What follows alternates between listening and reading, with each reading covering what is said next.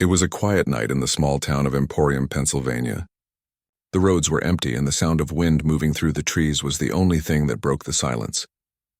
Ethan Miles was working his usual night shift at the diner on the edge of town. The bright neon sign flickered above the glass door, painting red light across the empty parking lot. He was cleaning tables, trying to keep himself awake. The clock on the wall moved slowly and Ethan sighed, thinking it would be another long, lonely night.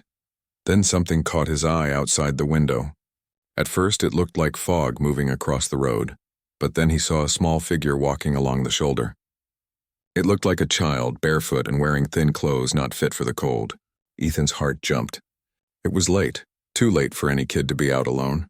He hurried outside, his boots crunching on the gravel, and called out softly, "Hey, are you okay?" The figure stopped. When the girl turned toward him, Ethan froze. She wasn't like anyone he had ever seen. Her skin had a faint shimmer, almost glowing under the street light. Her eyes were large and bright, shining like they were holding light inside. Her hair looked soft and silver, and her ears were slightly pointed. She looked scared and lost, and when she spoke, her voice sounded like music mixed with whispering wind. She said just one word, "Mama." Ethan slowly walked closer, careful not to frighten her. "It's okay," he said gently. "You're safe now." "Where's your mom?" The girl didn't understand all his words, but when she heard "Mom," her face fell and tears filled her eyes. She shook her head and repeated the same word, "Mama," again and again as if hoping someone would answer. He could see she was shivering, so he took off his jacket and wrapped it around her shoulders. She didn't pull away. She just looked up at him with trust and confusion mixed in her glowing eyes. Ethan guided her toward the diner. When they stepped inside, the warm air hit them, and she let out a small sigh like someone who had been walking forever. There were two customers sitting at a booth, and both turned to stare. One of them whispered, "Is that a costume?" Ethan ignored them. He led the girl to a corner seat and brought her a cup of warm milk and a small plate of fries. She looked at the food like she didn't know what to do with it. Then slowly she copied Ethan when he picked up a fry and took a bite. A small smile spread across her face, the first one he had seen. Ethan sat across from her, trying to make sense of everything. Maybe she was from some community or family that lived far off in the woods. Maybe she was just different. But her faint glow, he couldn't explain that. He told himself it must be the light playing tricks. He had to stay calm. After a few minutes, he asked her name. She hesitated, then pointed at herself and said softly, "Lyra." Ethan nodded. "Okay, Lyra, my name's Ethan." He pointed to himself. She repeated his name slowly as if learning a new sound. "Ethan." Hearing her say it made him smile. He didn't know what else to do, so he called the local sheriff's office. He explained he had found a lost child walking on Route 120, but when the officer asked for details, Ethan hesitated. How could he describe her without sounding crazy? He said only that she seemed foreign and couldn't speak much English. The officer promised to check for missing children reports. An hour passed, but no one came. The sheriff called back saying there were no reports of any missing girl that matched Ethan's description. "Just keep her safe till morning," he said. "We'll figure it out then." So Ethan stayed with her through the night. He brought her a blanket from his truck and let her rest in the diner's booth. She curled up quietly, watching him with tired eyes that slowly closed as she drifted to sleep. For a while, Ethan just sat there staring at her, wondering who she was and where she came from. There was something peaceful about her, something pure. Even though everything about her was strange, he didn't feel afraid. He only felt protective. Around midnight, the lights in the diner flickered. Ethan looked up, thinking maybe there was a power issue. But then he noticed something strange. Lyra's skin glowed a bit brighter in her sleep, like her body gave off soft moonlight. The radio behind the counter made a faint crackling sound, then played a whispering noise that almost sounded like her name. "Lyra!" Ethan felt a chill run down his arms. He walked over and switched off the radio, the sound fading instantly. He looked back at her, still sleeping peacefully, and whispered, "What are you?" But deep inside, he already knew she wasn't just a normal child. Outside, the night grew colder and the wind picked up. Ethan sat by the window thinking of what to do next. He considered calling a hospital, but something in his heart told him not to. Somehow he felt that if he told the wrong people, she might be taken away, treated like something strange instead of someone who needed help. When morning light touched the horizon, Ethan got up and made her breakfast. She woke slowly, blinking at the sunlight. When he handed her a pancake with syrup, she smiled again and said softly, "Thank you." The words were clear this time, and Ethan felt a strange warmth fill his chest. He smiled back. "You're welcome, kiddo." Before opening the diner for the day, he sat across from her again. "We'll find your mom," he said. "I promise." Lyra didn't understand every word, but when she heard mom, she nodded, touching her heart and then pointing to the sky. Ethan followed her hand upward, confused. "Up there?" he asked softly. She nodded again. That moment stayed in his mind long after the sun rose. The promise he made that morning felt heavier than any he had ever made in his life. He didn't know why, but something told him helping this strange, lost girl would change everything about his life, from that day forward. When he walked her outside later that morning, the air felt different, still and full of quiet meaning. Lyra held his hand tightly, as if she already trusted him more than anyone else. Ethan didn't know what tomorrow would bring, but deep down, he knew one thing for sure. He would not let her be lost again, and so began a story that neither of them could have imagined. A Sci-Fi journey that started with one small act of kindness on a lonely highway and would lead to something far beyond the stars. The morning sun came slowly through the thin curtains of the diner windows. Ethan was still there, sitting across from the strange little girl who had changed his quiet night. Lyra was awake now, sipping warm milk, looking around with wide, curious eyes. Everything seemed new to her. The smell of coffee, the clinking of plates, even the sound of cars passing outside. Ethan could see the wonder in her face, and it made him smile. He had never taken care of a child before, and now he was trying to understand one who didn't even seem to belong to this world. But there was something about her that made him feel calm. Even when he couldn't understand her words, her eyes spoke of trust. When the breakfast rush began, Ethan's co-workers noticed her. "Who's the kid?" asked Maria, the waitress. Ethan only said, "She's lost. I'm helping her until we find her mom." Maria nodded kindly but kept watching the girl with curiosity. Lyra didn't talk much, but she smiled politely whenever someone looked at her. By afternoon, Ethan had made some calls. The sheriff's office still had no leads. No missing person reports, no local families searching for a child her age. It made no sense. How could a girl appear on a highway in the middle of the night barefoot and scared, and no one knew about her? Ethan took a break outside with Lyra. She sat on the step beside him, holding a paper cup of water. The wind blew through her silver hair, making it shine like soft threads of light. She pointed at a passing truck and then at the clouds, saying something in her own language, soft and musical like a song. Ethan listened even though he couldn't understand. "Is that where you came from?" he asked, half joking. She looked at him seriously and pointed upward again, to the sky. For a moment her expression became distant, almost sad. Ethan's smile faded. Maybe she really believed her mother was somewhere up there. Maybe it was her way of saying far away. That thought stayed with him for the rest of the day. When his shift ended that evening, Ethan decided to take her for a drive. He packed a small bag with snacks, a blanket, and his jacket. Lyra sat quietly in the passenger seat, looking out the window. The world seemed to fascinate her, trees, animals, and passing lights. She pressed her hands gently against the glass, whispering something every time she saw the stars begin to appear. They drove toward the old forest road outside Emporium. The sky turned dark blue, filled with stars. Ethan stopped the truck near an open field where the sky looked endless. He opened the door for her and she stepped out, her bare feet touching the cool grass. She looked up and gasped softly. Ethan followed her gaze. The stars were brighter than usual that night, glittering like 1,000 tiny lamps. Lyra stood perfectly still, raising her small hand toward them. For a few seconds, Ethan thought he saw the stars shimmer more brightly, as if answering her. Then he noticed her skin glowing faintly again, just like the first night. He felt a shiver run through him, but didn't move closer. He didn't want to frighten her. "Lyra," he said softly, "what are you looking for?" She turned to him, eyes shining, and said one clear word. "Mama." Her voice trembled as if she was calling across the sky itself. The sound of it broke Ethan's heart. He walked closer and knelt beside her. "We'll find her," he said quietly. "I promised, remember?" She nodded slowly, her eyes full of tears. She reached out and touched his hand, her small fingers warm and light. The touch made him feel something strange. like calmness spreading through him. A quiet peace that told him she wasn't just any lost child. On their way back, she fell asleep in the seat beside him, her head resting on the window. The faint glow from her skin dimmed until it looked almost normal again. Ethan kept glancing at her, wondering if anyone would ever believe what he was seeing. But he didn't care about that anymore. All he cared about was helping her. The next day, Ethan decided to talk to someone who might understand. He remembered his old college professor, Dr. Amelia Cross, who once studied space signals and strange atmospheric lights. She lived a few towns away.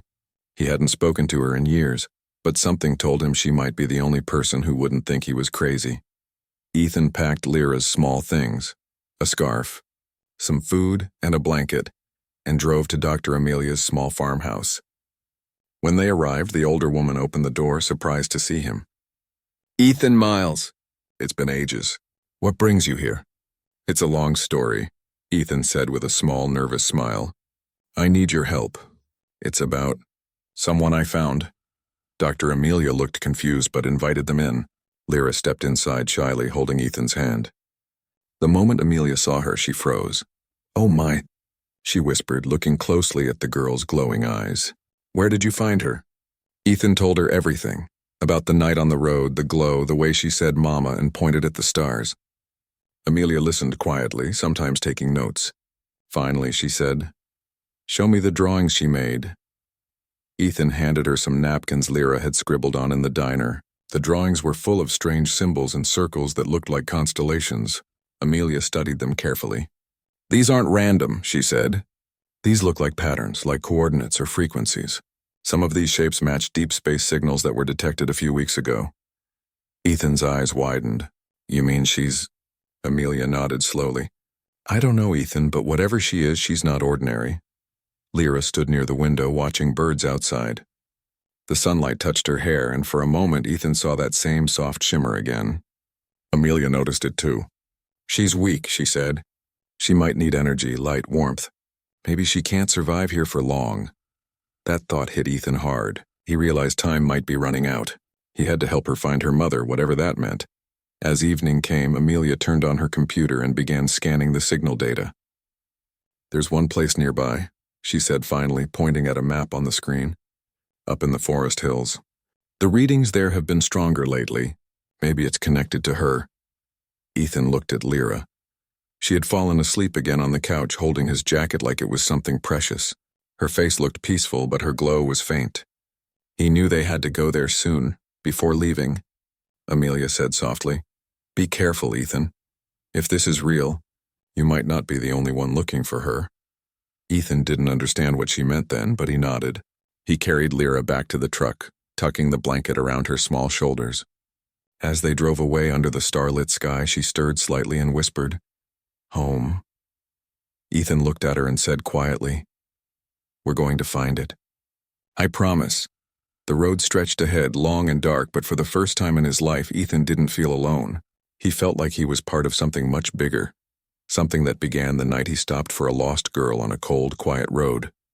And somewhere beyond the stars, something, or someone, seemed to be waiting. The next morning began quietly, but something in the air felt different.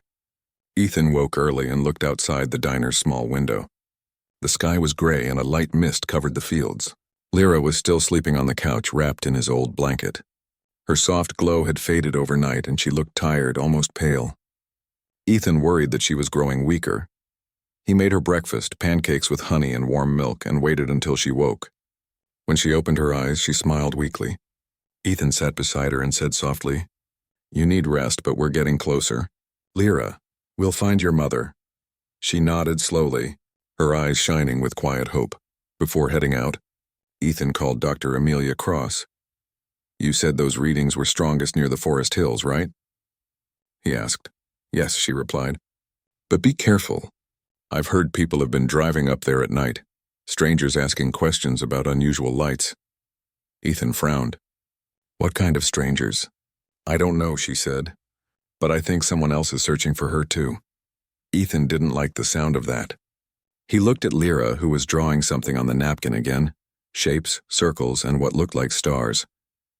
she finished, then handed it to him with a small smile. He didn't understand it, but he felt it meant something. They packed their things and left town.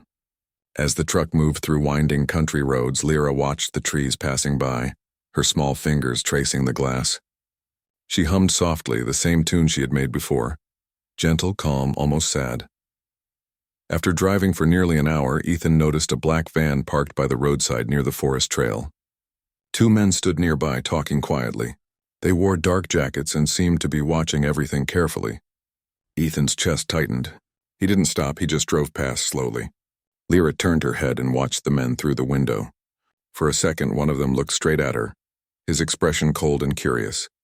When they were far enough away, Ethan spoke quietly. "Don't worry, kiddo. I won't let anyone take you. We'll find your mom before anyone else does."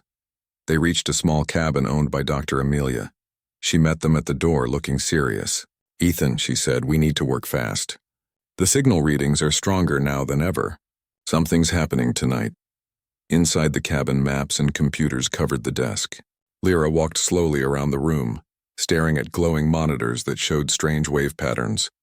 Amelia explained. "These patterns match the symbols she's been drawing. It's like she's connected to the source." Ethan leaned closer to one of the screens. "What does that mean?" Amelia replied. "It means whatever sent those signals, it's trying to reach her. Or she's trying to reach it." Lyra looked up from the screen and touched one glowing point on the monitor. The instant she did, the lights flickered. The computer beeped rapidly. Amelia gasped. She just boosted the signal. The room filled with a faint humming sound. Lyra stepped back, startled. Her skin glowed faintly again, brighter this time. Ethan knelt beside her. "It's okay," he said softly. "You're safe." She looked at him with trust and nodded. After the signal calmed down, Amelia studied the data. "The location is clear now," she said, pointing at the map. "It's on the ridge near the old watchtower. That's where the energy field peaks. Ethan knew that place. It was deep in the forest, quiet and forgotten. "We'll go tonight," he said, "when it's dark." Before leaving, Amelia gave Ethan a small device that could track the signal. "Keep this with you," she said. "It'll lead you to the exact spot. But be careful, Ethan. If others are tracking it too, they might already be out there." Night came faster than expected. The sky turned deep blue and the forest filled with silver light from the moon. Ethan parked the truck near the edge of the trail. Lyra sat beside him, holding the small glowing tracker in her hands. The light pulsed gently like it was guiding her. They started walking through the woods. The air was cold and every sound echoed softly through the trees. Lyra didn't seem afraid. She moved with quiet confidence, as if she knew the way. Ethan followed, carrying a flashlight and keeping close. After a while, the tracker beeped faster. They were getting close. Lyra stopped suddenly and looked around. The forest opened into a small clearing, and above it stood the old watchtower, half broken but still reaching toward the sky. The ground shimmered faintly, as if the air itself was moving. Lyra walked forward and placed her hand on the ground. A faint light spread outward from her fingers, tracing glowing patterns in the dirt, the same symbols she had drawn before. Ethan watched in silent awe. The air filled with a soft vibration, a sound like distant singing, but then from behind them he heard footsteps. Ethan turned quickly. Flashlights cut through the trees. Voices whispered. The black van men had found them. Ethan's heart pounded. He picked Lyra up and whispered, "We have to hurry." She clung to him tightly as he moved toward the watchtower. The men called out, "Wait! We just want to talk." But Ethan didn't believe that. He kept running. As they reached the tower, Lyra's glow became brighter, lighting the area around them. The tracker in his hand started beeping wildly. A faint beam of blue light appeared in the air, forming a thin line from the ground to the sky. It looked alive, swirling gently. Lyra looked at Ethan, her eyes wide with both fear and hope. Ethan set her down gently. "Is this it?" he asked softly. She nodded, tears forming in her eyes. "Mama," she whispered. The beam of light grew stronger. The forest around them fell silent. The men stopped at the edge of the clearing, staring in disbelief. One of them lowered his flashlight and said quietly, "What is that?" Ethan didn't answer. He just watched as Lyra stepped into the center of the light. Her hair lifted slightly, glowing silver like a halo. The symbols on the ground shone brighter. Ethan could feel a strange warmth spreading through the air. Peaceful, powerful and full of love. For a few seconds, everything seemed still. Then faint shapes appeared in the light like figures made of mist. One of them looked tall, graceful, and familiar. Ethan's heart raced. Could it be her mother? He took a small step forward but stopped. Lyra turned around, smiling through her tears. She placed her hand over her heart, then reached out toward him as if saying goodbye. Ethan's chest tightened. He wanted to stop her, but he knew he couldn't. This was her moment. The light around her grew so bright that Ethan had to look away. The men behind him stepped back in fear. When the brightness faded, the clearing was quiet again. The glowing marks on the ground slowly disappeared. Lyra was gone. Ethan stood there frozen, staring at the empty space. He felt both heartbroken and relieved. She had found her mother, he could feel it. Somewhere beyond the stars, she was home again. Then he heard a faint sound like a whisper carried by the wind. "Thank you, Ethan." He smiled sadly, eyes filled with tears. "You're welcome, little one," he whispered back. The men behind him said nothing. They simply turned and left quietly, as if realizing they had witnessed something sacred. Ethan stayed a little longer, standing under the stars, feeling the warmth of the light that had just vanished. He didn't fully understand what had happened, but deep inside he knew one thing: helping that lost girl had changed his life forever. The forest was quiet after the light faded. The cool night breeze brushed against Ethan's face as he stood there, unable to move. The glowing marks on the ground had vanished, and the air that once shimmered with strange energy was now still again. For a long moment he just stood in silence, trying to believe what he had seen. Lyra was gone, vanished in the beam of light that had risen to the stars. Ethan's heart felt heavy, yet peaceful. He wanted to cry, but also felt thankful. She had found her mother. He had kept his promise. That thought gave him strength, but it also left him with an emptiness he couldn't explain. He had grown so attached to her in such a short time. She had become a part of his world, and now she was gone, leaving behind only memories and light. Dr. Amelia arrived soon after. She had followed the tracker signal and rushed up the trail to the clearing. When she saw Ethan standing there alone, she stopped. "Ethan," she called softly. "Where's the girl?" Ethan turned slowly toward her. His face looked calm but tired. "She's gone," he said quietly. "She found her mother." Amelia looked around. "Gone how? What happened here?" He pointed to the center of the clearing. There was a light. She walked into it, and then she disappeared. Amelia stepped closer, studying the ground. The air still carried a faint warmth like sunlight after rain. "It's extraordinary," she whispered. "The readings are off the charts. Whatever happened here, it wasn't from this world." Ethan looked at her, his eyes still filled with wonder. "I know," he said softly. But she was happy. That's what matters. They stayed in the clearing for a while. The forest seemed to hum quietly, like it was remembering something beautiful. Amelia took notes, recording the readings from her device. Ethan, however, couldn't stop thinking about Lyra's last smile and the way she had said "Mama." That single word echoed in his heart. On their way back, Amelia asked him, "What will you do now?" Ethan didn't answer right away. "I don't know," he finally said. "But I don't think I can go back to my old life. Not after this." When they reached the diner the next morning, everything looked the same. Tables, coffee pots, and the red neon sign blinking outside. But to Ethan, nothing felt the same anymore. The world seemed bigger, quieter, and full of hidden meaning. News about strange lights over the forest spread quickly in the small town.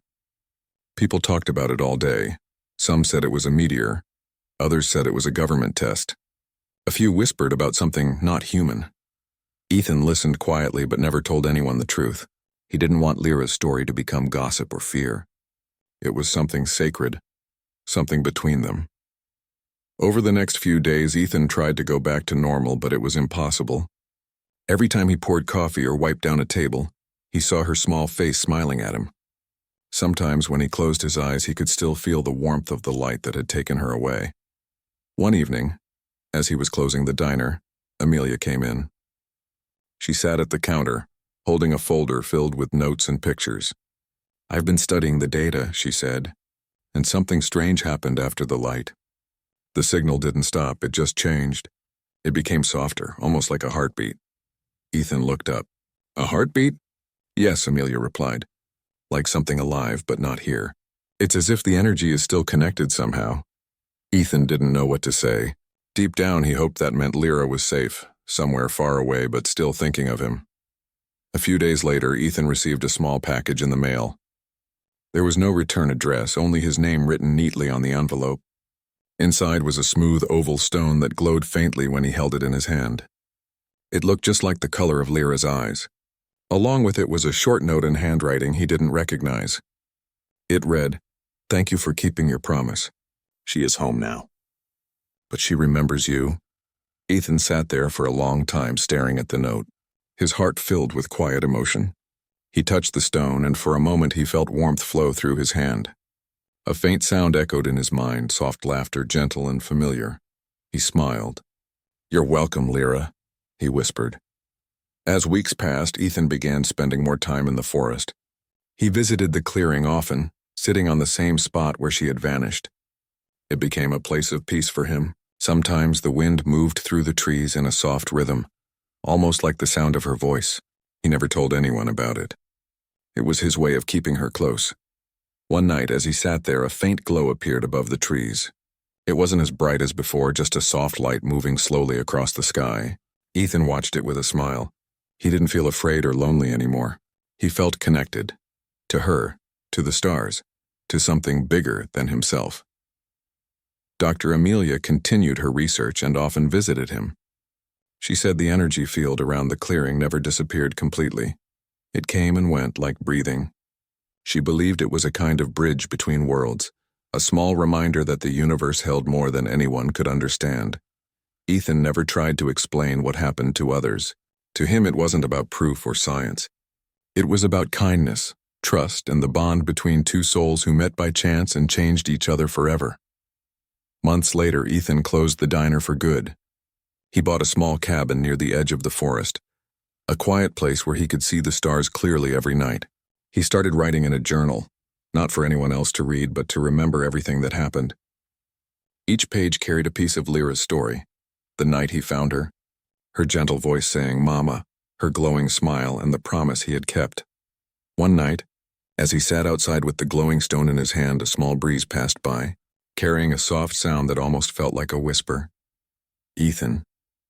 He looked up at the sky and saw a bright star twinkling a little stronger than the others. He smiled and whispered back, "Good night, little one." He stayed there for hours, watching the stars. Somewhere out there, he knew Lyra was safe with her mother, and that was enough for him. His heart no longer carried sadness, it carried peace. He realized that sometimes helping someone find their way home can also lead you to find your own purpose. From that night onward, Ethan never stopped looking at the stars. Every time one flickered brighter than the rest, he felt a quiet warmth inside, as if she was saying hello from across the universe. And every time he whispered the same words, soft and full of love, "You're home, Lyra, you're home." Months passed quietly in Emporium, Pennsylvania. The forest grew thick with green again, and the old diner where Ethan once worked now sat empty, its neon sign broken and dark. People in town sometimes talked about the strange lights that had appeared that winter, but no one ever found proof of anything. To them, it was only a mystery story. But for Ethan Miles, it was something much deeper, something that had changed his life forever. He now lived in a small wooden cabin near the forest, far from the noise of the highway. It was peaceful there. Every morning he would make a cup of coffee, sit on the porch and watch the sunlight move through the trees. Sometimes he felt like he could still sense Lyra nearby. The air around his cabin often carried a quiet warmth that reminded him of her presence. On the small table beside his bed lay the smooth, glowing stone she had somehow sent him. It never lost its light. At night, when everything was silent, Ethan would hold it in his hand, and the faint warmth from it would calm him. He could almost hear her soft laugh in the wind. He often said to himself, "She's home now. She's safe." Dr. Amelia Cross still visited him once in a while. She continued her research, though she never told the public the full truth about what happened. One evening, she stopped by his cabin carrying a folder of papers. She sat on the porch with Ethan as the sun set behind the hills. "The signal stopped a few weeks ago," she said.